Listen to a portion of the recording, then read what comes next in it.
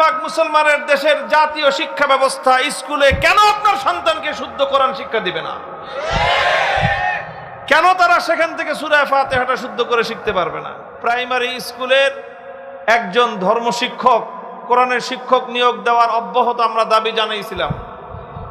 ওনারা সেটা না শুনে নাচ আর গানের শিক্ষক নিয়োগ দেওয়ার সিদ্ধান্ত ফাইনাল করেছিলেন। পরে আমাদের প্রতিবাদের মুখে কোরআনের শিক্ষা দেয় নাই, শিক্ষকও দেয় নাই, নাচ গানের শিক্ষক দেওয়ার সেই সিদ্ধান্তটা বাতিল করেছে।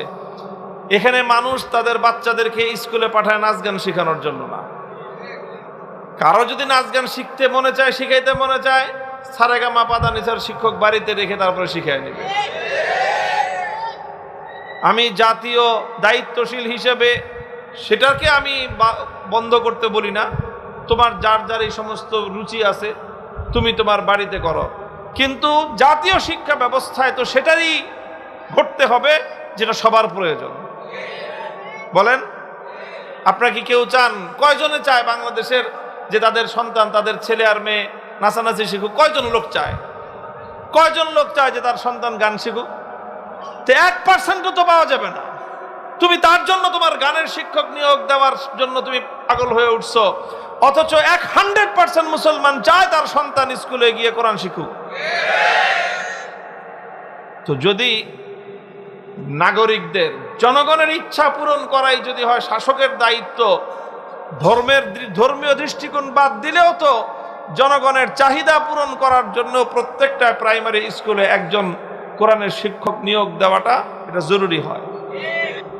শুধু তেলাওয়াত করে, অর্থ বুঝে ওয়াজ করে ছেড়ে দিলাম, দায়িত্ব শেষ নয়।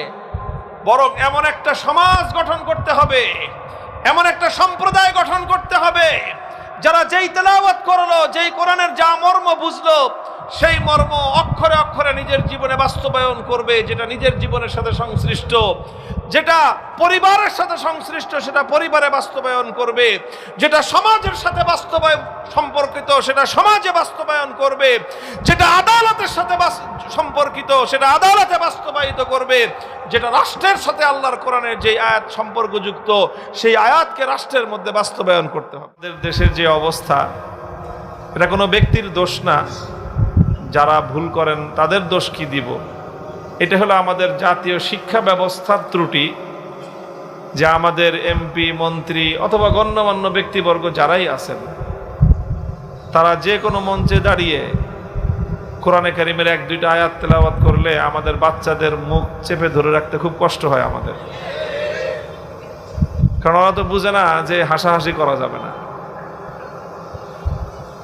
কিন্তু কোরআন শরীফের যে অবস্থা ওনারা করেন, এই বাচ্চাদেরকে তো এটা বোঝানো সম্ভব না যে এটা দোষটা ওনাদের না। দেখবেন, আপনারা লক্ষ্য করে দেখেন, কিন্তু ওনারা তো বুঝেও না জিনিসটা, যে পোলাপান্না হাসে কেন, মনে করে যে খুশি হয়ে হাসতেছে। আরে কোরআনের আয়াত তো দূরের কথা, বিসমিল্লাহির রহমানির রহিমটাও যখন পড়েন, সচরাচর যত রাষ্ট্রীয় দায়িত্বশীলরা আছেন 99.99% ওনাদের এই বিসমিল্লাহির রহমানির রহিম, আউযু বিল্লাহি মিনাশ শাইতানির রাজিম, এরপরে একটা আয়াত যদি পড়েন, তাহলে যা অবস্থা করেন কোরআনের, তাতে আফসোসও হয়, দুঃখ হয়। আমরা বড়রা দুঃখে কান্দি আর আমাদের বাচ্চারা তারা হাসতে থাকে, যদি কি বলতেছে এই এত বড় মানুষটা বিসমিল্লাহ বলে এইভাবে পড়ে। এই অবস্থা হয় কিনা? তো আসলে মূলত এর ত্রুটিটা কোথায়?